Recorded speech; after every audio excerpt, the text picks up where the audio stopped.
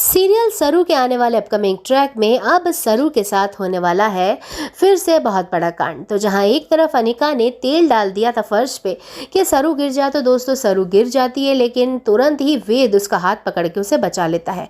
वहीं पे दोनों साथ में खड़े होते हैं और खुश हो रहे होते हैं। उनके बीच में एक मोमेंट था। इस बात को देख हमारी अनिका बहुत ही ज़्यादा परेशान हो जाती है और दौड़ती हुई वो सरू और वेद को अलग करने जाती है, लेकिन बीच में जो तेल पड़ा होता है उससे अनिका ही गिर जाती है।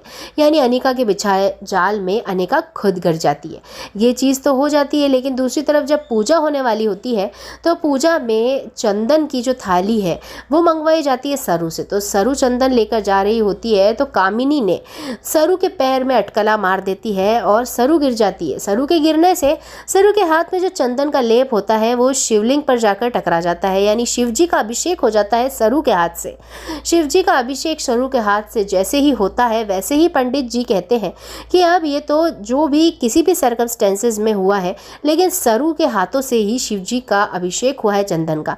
अब बाकी ये शेष पूजा भी सरू को ही करनी होगी। तो अब अनिका को उठा दिया जाता है और सरू को बिठा दिया जाता है पूजा करने के लिए। और अब अनिका के लिए और बड़ा कांड होने वाला है कि अनिका को पंडित जी कहते हैं कि वो सरू के पैर धोए। वो पैर धोती है क्योंकि अब धोना ही पड़ेगा, घर में पूजा है।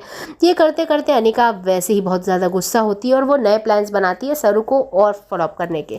अब नया प्लान तो ये है कि ये जो आज का जो आपको सीरियल देखने को मिलेगा, यानी जो फंक्शन चल रहा है, ये जो पूजा चल रही है, तो अच्छे से चली जाएगी। लेकिन दूसरे दिन जब सरू आएगी दादू से मिलने, तो दादू के पैर में लगाना चाहती है वो तेल। और वहीं पे कामिनी ने खेल लिया है गेम।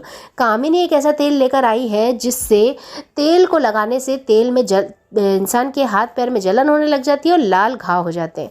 अब सरू को तो ये बात पता ही नहीं होती है। सरू लगाती है प्यार से उन्हें पैर में तेल, तो उनके पैर बहुत ज़्यादा जल जाता है और परेशान हो जाते हैं दादा।